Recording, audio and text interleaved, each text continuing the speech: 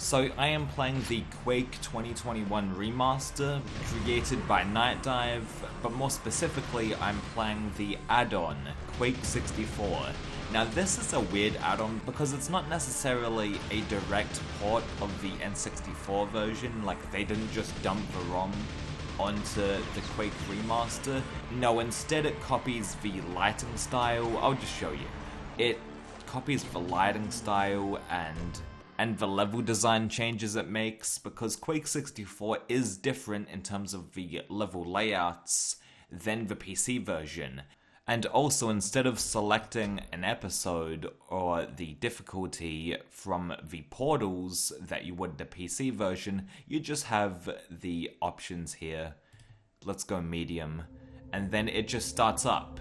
So there's less levels in the Quake 64 version, in the Nintendo 64 version of Quake. There's less levels to pick from, and as you can see, they downgraded the graphics to make it look a bit authentic, a bit more authentic to the N64 version, you know? And they have the colored lighting you see here. Now this is a pretty great idea. I love the idea of having these add-ons for Quake, not just in terms of emulating the console versions of Quake, but also just having different maps, different add-ons to play around with. I think it's cool. Maybe they can add some user-generated maps, some more I should say. But yeah, even though Quake 64, this add-on right here, does have issues, like they didn't include the soundtrack for some reason. Now, Doom 64 and Quake 64, they have the same composer, Aubrey Hodges, and he did a great job having a atmospheric soundtrack. I guess a more ambient soundtrack than the hardcore Trent Reznor soundtrack from the PC version.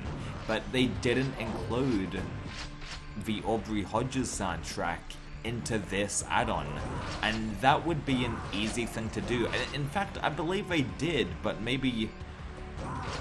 I think after update 1 or 2, they just got rid of the N64 soundtrack, which is just bizarre to me, because it wouldn't be hard to throw into this little add-on here. But yeah, some of the layout is a bit different here. I'm not enough of a Quake expert to tell you what the differences are between each levels, but some of the levels are flat out missing. I believe E1M4 from the PC version is not on this add-on because it wasn't on the N64 version of the game, so they're trying to be faithful that way. But why not have the N64 soundtrack, man? That's bizarre. But yeah, Quake, this remaster in general is so much fun. I mean, Quake, you can't go wrong with a bit of Quake, you know? At least Quake 1, because Quake 2 sucks. Quake 2 is not a fun game. I don't really like the movement. I don't really like the gunplay that much. It just feels off. While Quake 1 feels buttery smooth, especially in this remaster. Quake 3 I didn't really play very much because it's a multiplayer only game and it came out during the 90s when I wasn't alive. So yeah, I was not alive in the 90s, I was born in 2000 actually. Bit of a fun fact for you, if you give a shit, probably not, and that's okay. You don't have to give a shit about my life, you know? I give a shit about yours, I fucking care about your life. What the fuck? Why don't you care? I'm just kidding. I'm just giving a hard time to my audience for no fucking reason. I'm just fucking berate them. Anyway, I love this remaster. I really need to go back and just play through all of Quake 1 because it really is a superb game. And with Quake 4, it's a fine game. It's not particularly great. It does go on for a bit too long, but the campaign is solid enough, you know, it's a fine game. I think it's overrated and underrated at the same time. I feel like the people that like it really seem to have a boner for it, which is fine, you know, you like what you like. And also the people that don't like it are really hard on it for some reason, where in reality, it's just a pretty good game. Quake 4, you know, it came out in 2005. There was better first-person shooters, there were worse first-person shooters. It's just kind of middle of the road. But yeah, way better than Quake 2, because Quake 2, I will never get into that game. I don't think there'll be a world where I will get into Quake 2, and actually, I do appreciate it. I do appreciate it doing something new, with the whole kind of hub world style of level design.